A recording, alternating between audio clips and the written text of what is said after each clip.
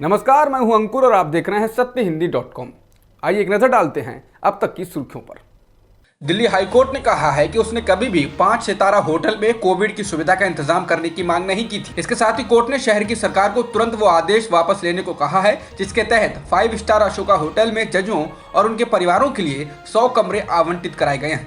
High court ने कहा कि हमने 5 सितारा होटल में 100 बिस्तर की सुविधा कब मांगी। हमने केवल ये कहा था कि अगर कोई न्यायिक अधिकारी या न्यायाधीश या उनका परिवार संक्रमित होता है तो उन्हें अस्पताल में प्रवेश मिलना चाहिए। हमारी चिंता न्यायिक अधिकारियों के संबंध में है।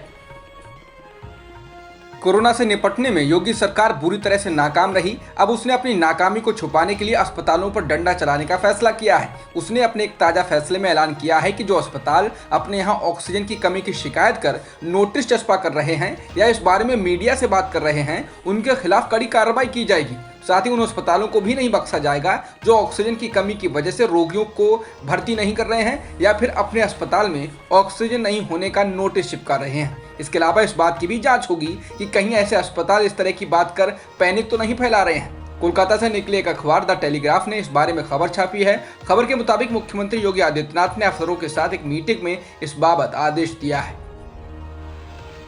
यूपी के आगरा के पारस अस्पताल में 8 मरीजों की मौत का कारण ऑक्सीजन की कमी बताई जा रही है। आज तक के अनुसार अस्पताल में काम करने वाली तनु चतुर्वेदी ने बताया कि 7 से 8 लोगों की मौत ऑक्सीजन की कमी के कारण हो चुकी है और इस बारे में उन्होंने प्रशासन को जानकारी दे दी है। वहीं आगरा के कई निजी अस्पतालों ने ही अस्पताल के बाहर ही नोटिस चिपका दिए हैं कि यहाँ बेड उपलब्ध नहीं है और कई अस्पतालों ने ऑक्सीजन नहीं होने की भी नोटिस चिपका दिए हैं। बता दें, योगी आदित्यनाथ कह चुके हैं कि यूपी में ऑक्सीजन की कमी नहीं है और जो भी अफवाह फैलाएगा उसके खिलाफ सख्त कार्रवाई की जाएगी। केंद्रीय सड़क परिवहन मंत्री नितिन गडकरी ने यह माना है कि ऑक्सीजन, कोरोना टीका और अस्पतालों में बिस्तरों की कमी है। इससे लोगों की जान बचाने में दिक्कत हो रही है, पर सरकार कोशिश कर रही है।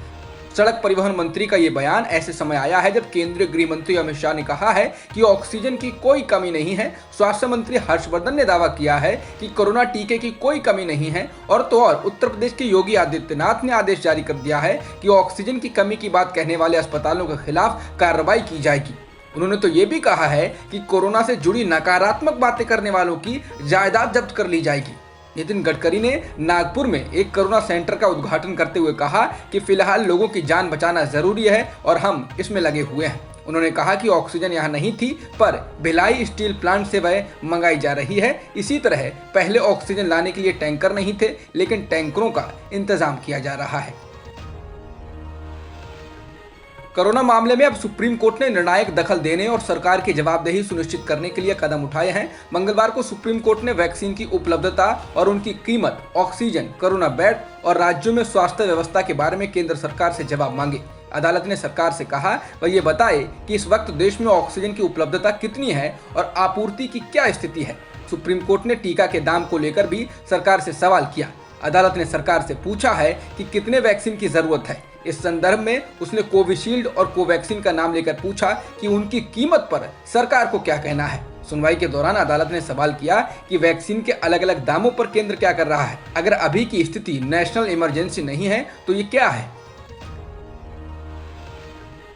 सुप्रीम कोर्ट ने आज एक बार फिर ये साफ किया कि वो कोरोना के मुद्दों पर सुनवाई करके हाईकोर्ट की सुनवाई को बाधित नहीं कर रहा है। सुप्रीम कोर्ट ने कहा कि हम हाईकोर्ट के पूरक का काम करेंगे। हाईकोर्ट कोरोना के मामलों की सुनवाई करते रहेंगे। सुप्रीम कोर्ट ने कहा कि सुप्रीम कोर्ट सिर्फ राष्ट्रीय मुद्दों पर सुनवाई करेगा। राष्ट्रीय आपदा के वक्त सुप्रीम कोर्ट केवल मूक दर्शक बनकर नहीं रह सकता है। पहले कलकत्ता हाई कोर्ट और उसके बाद मद्रास हाई कोर्ट के जबरदस्त फटकार मिलने के बाद केंद्रीय चुनाव आयोग को होश आया है और उसने मतगणना के दिन के लिए नया आदेश जारी किया है। चुनाव आयोग ने मंगलवार को जारी एक आदेश में चुनाव नतीजों के बाद सड़क पर उतरकर जश्न मनाने व जुलूस निकालने पर रोक लगा दी है। चुनाव आयोग ने कहा है कि रिटर्निंग अफसर से चुनाव का सर्टिफिकेट लेने के लिए चुनाव जीतने वाले प्रत्याशी या उसके प्रतिनिधि के साथ 2 से ज्यादा लोग नहीं जा सकेंगे। आज दिल्ली हाई कोर्ट ने दिल्ली सरकार से कहा कि वो तत्काल प्रभाव से ऑक्सीजन रिफिलिंग प्लांट को संभालें। इसके साथ ही कोर्ट ने 5 अन्य रिफिलर्स को अवमानना का नोटिस जारी किया। अदालत ने यह भी कहा कि अगर दिल्ली सरकार स्थिति को संभालने में असमर्थ है तो वो हमें बताए, फिर हम केंद्र से अपने अधिकारियों को भेजने के लिए कहेंगे। हम उनसे कहेंगे कि वो दिल्ली में ऑक्सीजन रिफिलिंग प्लांट को संभालें। हाईकोर्ट ने दिल्ली सरकार से कहा कि उसका सिस्टम ध्वस्त हो चुका है और ये सुनिश्चित करने के लिए कड़े कदम उठाए जाने चाहिए कि मेडिकल ऑक्सीजन जो कि कम से कम लागत पर आती है उसकी कालाबाजारी कर लोग उसको कई हजार या लाखों रुपए में ना बेचें। दिल्ली के अरविंद केजरीवाल सरकार ने कहा है कि वो 18 ऑक्सीजन टैंकरों को बैंकॉक और 21 ऑक्सीजन प्लांट्स को फ्रांस से मंगवा रही है। केजरीवाल ने कहा कि दिल्ली में ऑक्सीजन की भारी कमी को देखते हुए यह फैसला किया गया है। अब अगले महीने तक दिल्ली में 44 ऑक्सीजन प्लांट होंगे। केजरीवाल ने फ्रांस से ऑक्सीजन प्लांट मंगवाने को लेकर कहा कि दिल्ली सरकार फ्रांस से 21 ready to use oxygen plant का आयात कर रही है, जिसे दिल्ली के अलग अलग अस्पतालों में लगाया जाएगा, जिससे ऑक्सीजन की भारी समस्या को हल किया जा सके। बंबई हाईकोर्ट ने केंद्र सरकार को फटकार लगाते हुए पूछा है कि कोई व्यक्ति रेमडेसिविर दवा कैसे हासिल कर सकता है जब इसे बनाने वाली कंपनी पूरा उत्पाद केंद्र सरकार को देने के लिए बाध्य है। इसके बाद केंद्र सरकार वह दवा राज्य सरकारों को देती है, तो फिर किसी व्यक्ति विशेष के पास ये दवा कैसे और कहां से आई? जस्टिस दीपंकर दत्त और जस्टिस गिरीश एस कुलकर्णी की बेंच ने एक जनहित याचिका पर सुनवाई करते हुए सवाल किया। मुंबई की वकील स्नेहा मरजादी ने याचिका बंबई हाईकोर्ट में दायर की है। ये याचिका महत्वपूर्ण इसलिए हो जाती है क्योंकि बीजेपी सांसद सुजय विखे पाटिल ने 3 दिन पहले सोशल मीडिया पर एक वीडियो जारी किया था। वीडियो में उन्होंने कहा था कि अपने संसदीय क्षेत्र की जनता के लिए वे चार्टर्ड प्लेन से दिल्ली गए और अपने रसूखों का इस्तेमाल कर उन्होंने रेमडेसिविर के 10,000 इंजेक्शन हासिल किए।